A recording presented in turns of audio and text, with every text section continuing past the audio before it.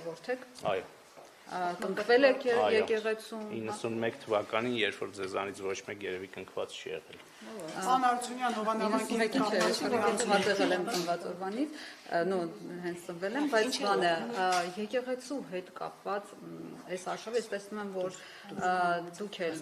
շատ գրառումներում անդրադարձել եք, կաթողիկոսին իր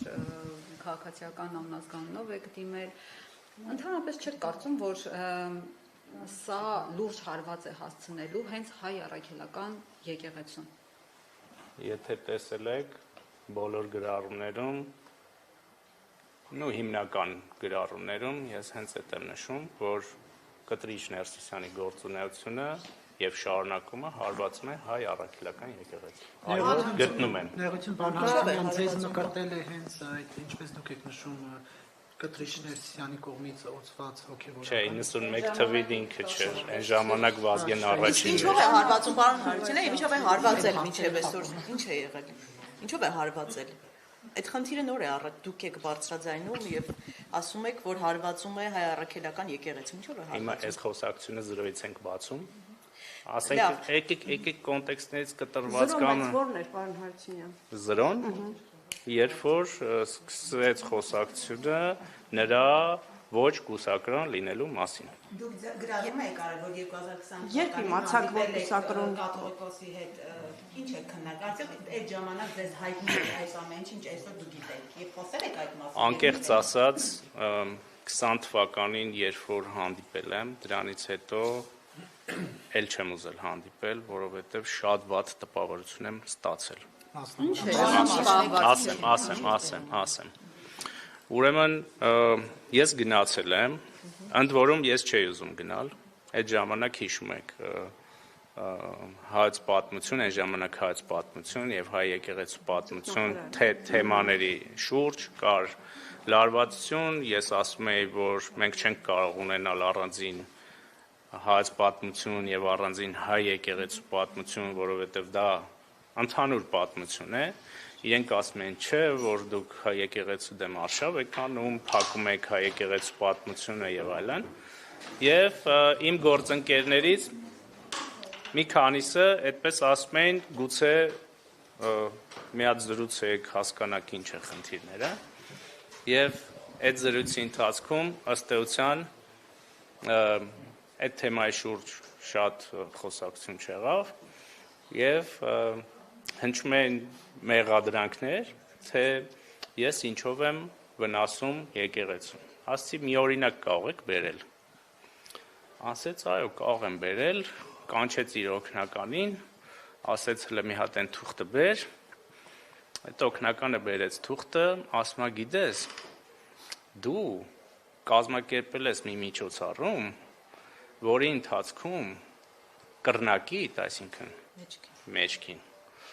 նստացրել ես մի կարգալույծ քահանայի, ասում եմ մեղա քեզ Տեր Աստված, ես ոչ մի կարգալույծ քահանա չեմ ճանաչում, հոգևորական,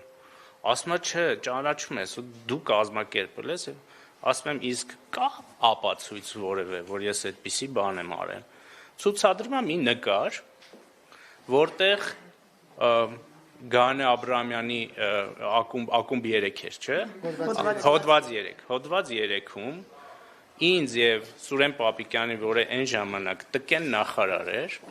հրավիրել են, չեմ հիշում արդեն ինչ թեմայով քննարկման, վերաբերում էր հանրակրթությանը, նստացրել են առաջի շարք եւ ում վրա ինքը ցույց է տալիս,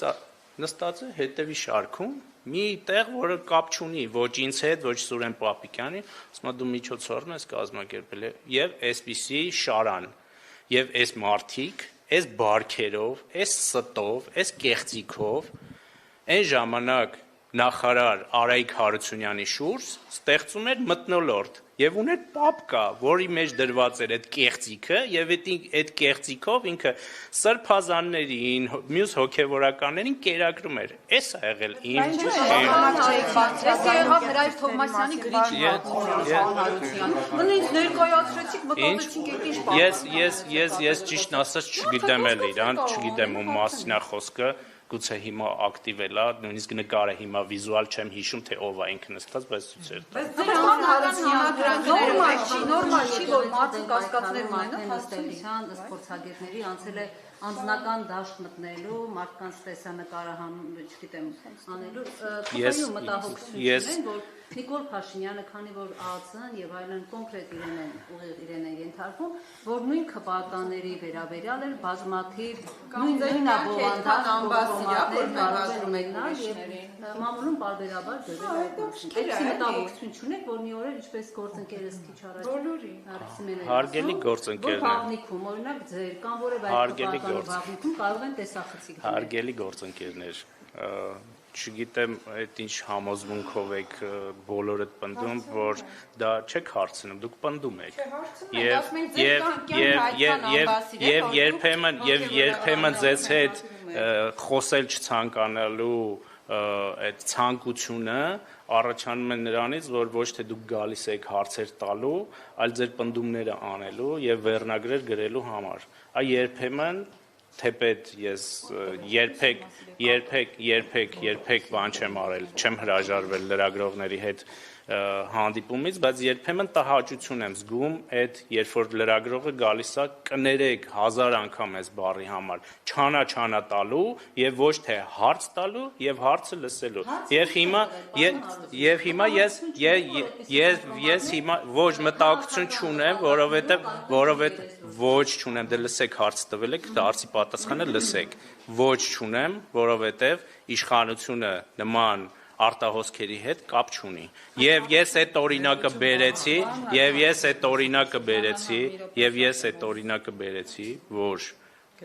նույնիսկ մեր իշխանության ժամանակ գաղտնալսվել են եւ հրապարակվել են մեր պաշտոնյաների վերաբերյալ ուրեմն նյութեր։ Շնորհակալություն։